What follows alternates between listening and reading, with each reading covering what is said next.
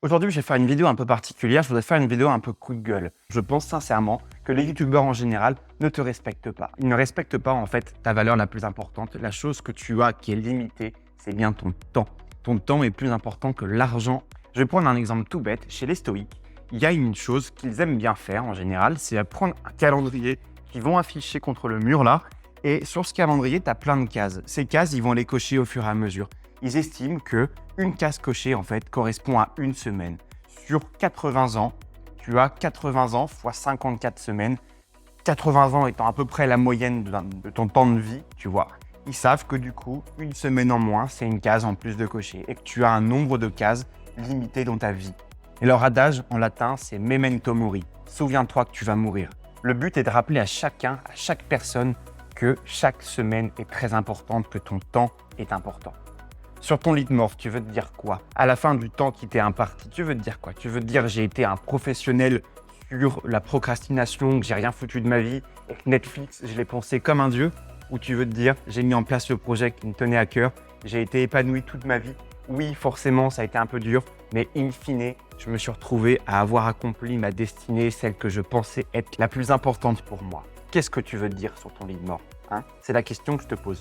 Mais là, je te vois venir. Tu vas me dire, ouais, mais attends, les youtubeurs, ils me font des vidéos de 20, 30 minutes. Ça va, c'est pas super long. Mais le problème, il n'est pas forcément que sur une simple et seule vidéo de 20 à 30 minutes. Le problème, il est sur le fait que YouTube, en fait, t'envoie des vidéos constamment, que ce soit des formats courts ou des formats longs, et tu te retrouves à passer des heures derrière sur tes vidéos. Et une deuxième chose, j'ai envie de te dire, c'est qu'en 20 minutes, t'as pas idée de ce que je peux accomplir lorsque je suis vraiment dans un état de flow, de deep work. Quand je suis vraiment à fond dans mon taf, je suis super productif. 20 minutes, ça peut être énorme. J'ai le temps d'écrire des fois un script pour mes prochaines vidéos. J'ai le temps de préparer quelque chose qui va réellement avoir un impact sur du long terme, sur lequel je vais pouvoir simplement capitaliser. Bref, là où je veux en venir, c'est que ton temps n'est pas illimité. Fais en sorte vraiment de voir ton temps comme un investissement. Ton temps est encore plus précieux que de l'argent. Pourtant, l'argent, tu l'investis. Pourquoi est-ce que ton temps, tu ne le verrais pas comme un investissement? C'est une question que je te pose à nouveau. Si tu estimes que ton temps peut être effectivement un investissement, je t'invite à continuer cette vidéo. Si tu penses que j'ai tort, tu peux tout de suite la quitter. Maintenant, on va essayer de voir comment est-ce que ces youtubeurs font pour pouvoir capter justement ton temps. Il y a deux choses. La première, c'est la dopamine et la deuxième, ça va être ton attention. Dans ce monde où tout va vite, notre attention est de plus en plus faible. On a de moins en moins d'attention à donner et donc du coup de moins en moins de temps. Sauf qu'on se retrouve à passer de plus en plus de temps sur des choses comme YouTube, des séries, Netflix, Amazon Prime et compagnie, j'en passe. On passe du temps aussi devant, par exemple, les jeux vidéo. Tout ça ne nous apporte pas forcément grand-chose et ne nous aide pas à accomplir nos objectifs à long terme.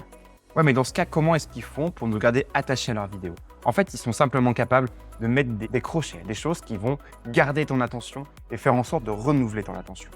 Donc, quand tu passes 5, 10, 15 minutes, en fait, tu restes attaché à cette vidéo et tu continues. Et tu dis, tiens, cette vidéo, elle est bien. Je vais regarder une deuxième. Ça tombe bien, YouTube, en fait, te suggère une vidéo de ce YouTuber. Ou même un autre qui va avoir la même façon de faire et qui va te dire à peu près les mêmes choses. Tu perds simplement ton temps. Et au fur et à mesure, le mode automatique de ta tête se met en place, en plus du mode automatique de YouTube. D'ailleurs, on parle pas mal d'infotainment. C'est une façon de te divertir et en même temps de t'apprendre des choses.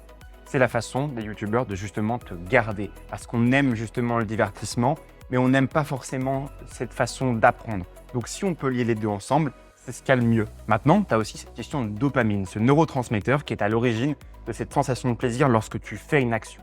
Le problème, c'est que généralement, quand tu obtiens de la dopamine, je dis bien généralement, c'est que c'est pour une action qui est gratifiante à court terme.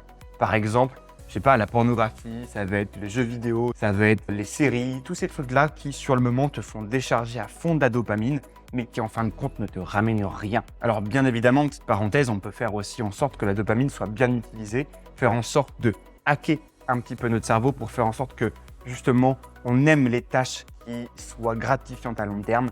Maintenant, quelles sont les solutions à ça? J'ai envie de te dire que la chose la plus importante, c'est de comprendre comment ça fonctionne.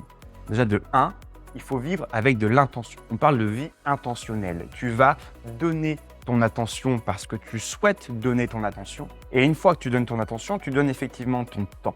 Tu dois faire le choix toi-même de savoir où est-ce que ton temps, in fine, va être investi. Soit c'est un algorithme qui décide pour toi, soit c'est toi qui fais le choix de savoir vers où tu vas placer ton attention et donc ton temps.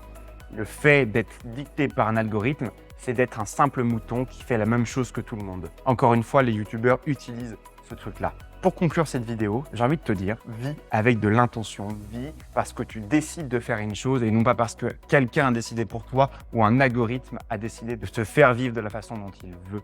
Sois conscient de tes choix, que ce soit pour mes vidéos, que ce soit pour les vidéos d'un autre mec ou que quelqu'un qui t'explique que, je sais pas, Jennifer a embrassé Peter juste après avoir trompé sa gonzesse, j'en sais rien. Tous ces trucs-là, il faut que tu sois conscient de placer ton temps là-dessus. Une fois que tu as compris ça, en fait, pour faire très simple, tu vas simplement enlever le mode automatique pour prendre les manettes et diriger toi-même ta vie. À mon sens, c'est vraiment primordial. Maintenant, pour t'aider à être plus productif, je t'ai préparé 9 techniques et hacks de productivité et d'organisation. Tu as juste à cliquer sur le lien en description, tu rentres ton email et je t'envoie tout ça, tout simplement. Allez, ciao!